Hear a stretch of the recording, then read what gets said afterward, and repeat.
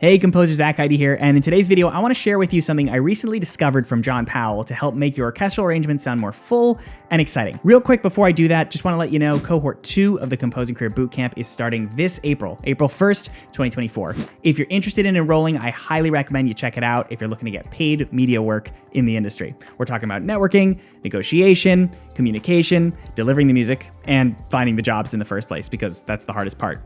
All the info's in the description. You can check that out if you're interested. Hope to see you there. Now, first of all, this is a trick I've noticed John Powell do a bunch. He's done it in How to Train Your Dragon, he's done it in Call to the Wild, and he's done it in what we're looking at today, which is the end credits for Migration. I want you to see if you can identify what the secret ingredient is that John Powell is using to make this thing sound so full.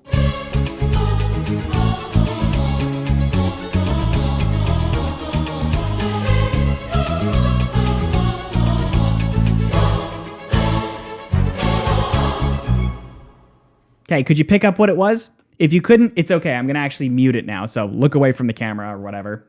I'm gonna mute it, and then let's check it out.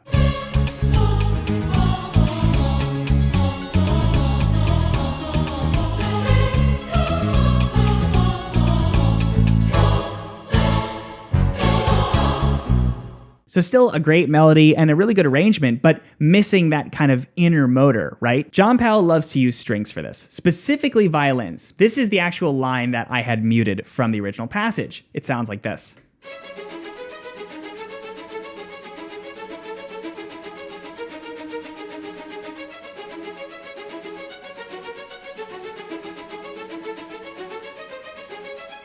Now, at first glance, you might be thinking, okay, cool, it's an arpeggio, I get it. That's what creates the interest, right? Obviously.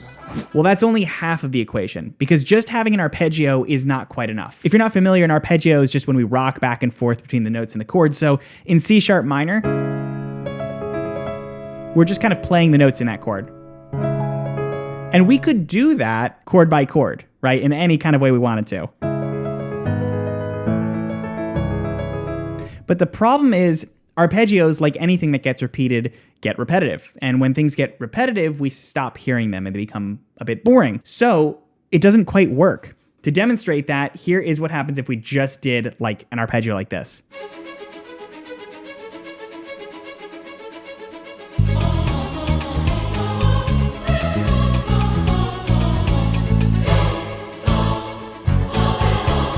See how it gets lost in the texture after a while? We might hear it at the beginning, but we stop hearing it. So John Powell chose to vary this up in a couple ways. First of all, you'll notice that the rhythmic structure of it changes. So we start off doing da da da da da da da da da da da da da da da da da da da. So that pattern. Then we get da da da da da da da da da da da da da da da. So we increase the rhythmic feel of that arpeggio, even though it's all just eighths or sixteenths. You'll notice it feels like it increases in intensity.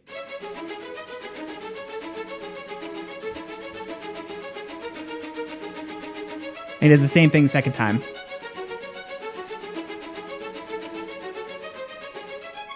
Now that increases the interest for sure. It keeps changing as we go. So that's the first takeaway. The second takeaway is that you'll notice he kind of moves the melody to sort of support the phrase of the entire piece. So as it starts in the beginning, it's kind of descending. Da, da, da, dum. Then as it goes through, it repeats. Ba, da, da, dum. But at the end, he lifts the whole thing up. So check out and just pay attention to the pitch of this whole thing.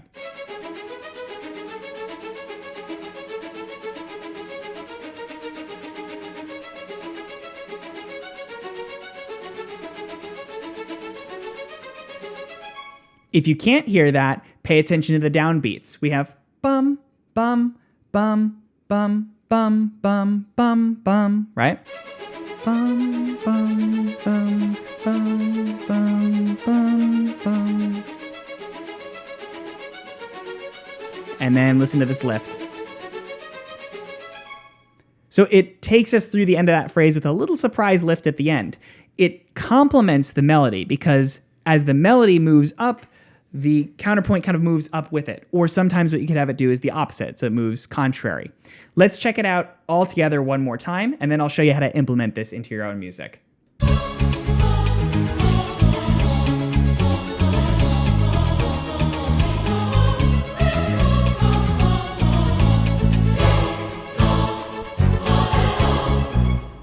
Okay, now before we talk about how to implement into your music, just remember if you want the MIDI for this, it's available on my Patreon. You can check that out along with the full uncut transcription, which is useful to see how I actually even came up with figuring out how to do this in the first place.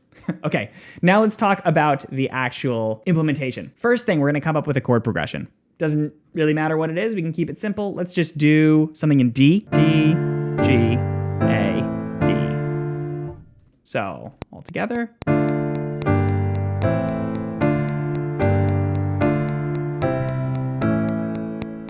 Okay, now you can come up with that whatever progression you want to, it doesn't really matter. The next step, identify the chord tones in that progression. Now that I'm not gonna go into, that's a more theory thing, but in this case, I'm gonna just work through it. So I'll do a sort of easy arpeggiated version of this.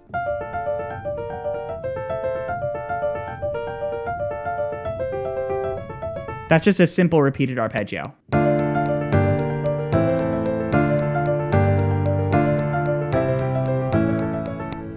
Now, remember what I talked about before? That's good, but it's not enough. It only kind of supports the outlining of the chord. So instead, let's focus on varying this a little bit. And to do that, I'm just gonna do like a step input in Logic where I just kind of play the idea bit by bit.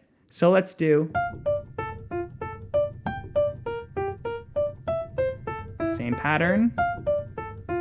Now let's make it a little faster. Now let's make it even faster.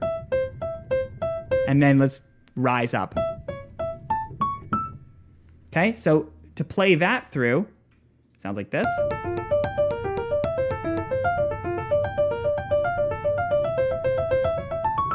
Okay, and let's hear that with the chords all together. Lower the chords a bit so you can really hear that.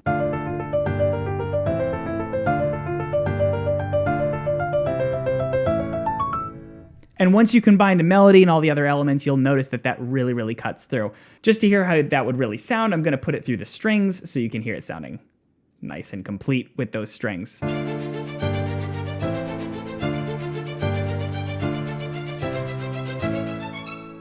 And there you have it. That is it for today's video. If you enjoyed that, do leave me a like, subscribe for more, and I'll see you in the next one.